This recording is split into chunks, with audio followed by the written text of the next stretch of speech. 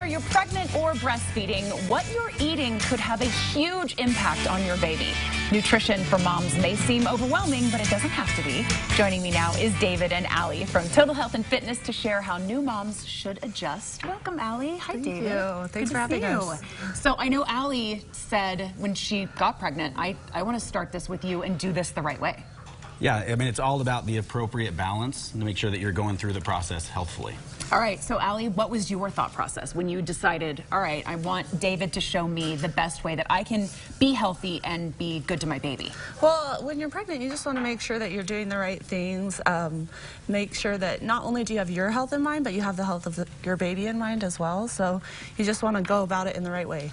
And so there's pre-pregnancy standards that you really use, David, right? Yeah, we have a lot of clients that have come to us that have had either high-risk pregnancies in the family and their doctors told them that you need to get your body composition to a healthy spot to avoid the high-risk, kind of factors that are going to go along with that. So really taking care of your body ahead of time is a huge factor when it comes to having a successful pregnancy. Gosh, especially, I mean, if you're thinking about getting pregnant in however many months, it's a great idea to go ahead and start making that plan. We've actually had people whose doctors have suggested they come to us after miscarriages or unsuccessful pregnancies. So, I mean, the most serious of issues you could ever deal with in life, because your body's health is a huge factor in if you're going to have a successful pregnancy. Right. What did David have you do, Allie, for your pre-pregnancy? Well, pre-pregnancy is really just about like staying fit, staying active as much as you can, eating the right amount of proteins, carbs, fats, having a good calorie level for what your needs are, and then implementing some resistance training as well to have some strength going into your pregnancy. Well, that's what I love about Total Health and Fitness too, because it's not just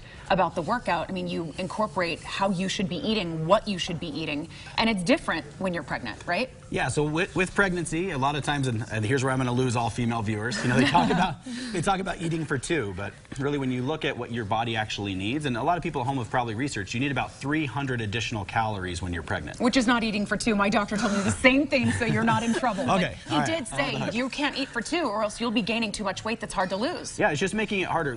Almost all of our clients have been mothers, and they come to us and they wish that they hadn't gained as much weight because it just made for more work afterward. But the important thing when you're adding 300 calories is you have to add 300 calories to what? If you don't know your correct baseline to start with, what are you adding 300 calories to? That's where we come in, is we can work with you even through pregnancy of what's your metabolism, what's your activity level, how many calories would you need not being pregnant, and so how many calories do you need through the pregnancy to not gain unnecessary weight. Unnecessary weight. And Allie, you look awesome. I mean, really, when you sat up here, I was like, wait, is she pregnant? Because you're 20-something weeks? Yeah, 23. And what kind of workouts do you do right now? So lots of resistance training. That's my main focus, is just implementing some weight training several times a week.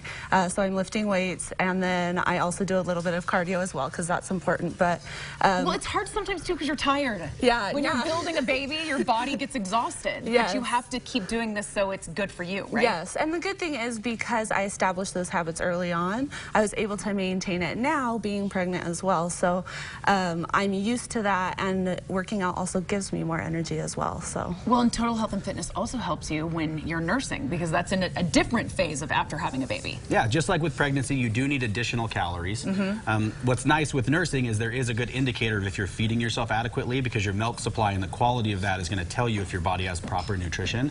But again, it's important that you establish that baseline, because your activity level after giving birth may be a little bit higher or lower, depending on how it goes. Well, I remember when I was nursing, I was starving, but I ate chocolate sheet cake instead of the low carb sugar, fat-free chocolate sheet cake. Which didn't do well for me. So I mean, and then that's the last thing, is losing the baby weight after. I mean, it can be so challenging, but if you have the right tools, the right program, then you're going to lose it faster. Well, and that's where, like Allie talking about resistance training comes in. All too often when people are ready to get back after their doctors cleared them, they just get on the treadmill. So they're burning calories while they're on the treadmill, but they're not really enhancing their metabolism as much as they could be. So the hormonal changes that occur during pregnancy that lend themselves to having more fat on the body, you're not going to reverse that process as quickly without weight. So that's why you got to keep lifting weights. You sure do. All right, Allie, you look fabulous. Congratulations. Thank you. On your soon-to-be first baby. David, you have a special right now. Mother's Day special. So viewers at home, in both our Centerville and Draper facility, 10% off our programs during the month of May. So now's the time to get in. We also offer gift certificates. So procrastinators, save this for your husbands and show your husband when he gets home. Gift certificate. Gift certificate. We need it, moms. David, Allie, thank you so much. Thank you. Thank you. Hi, Brian. What's happening over there?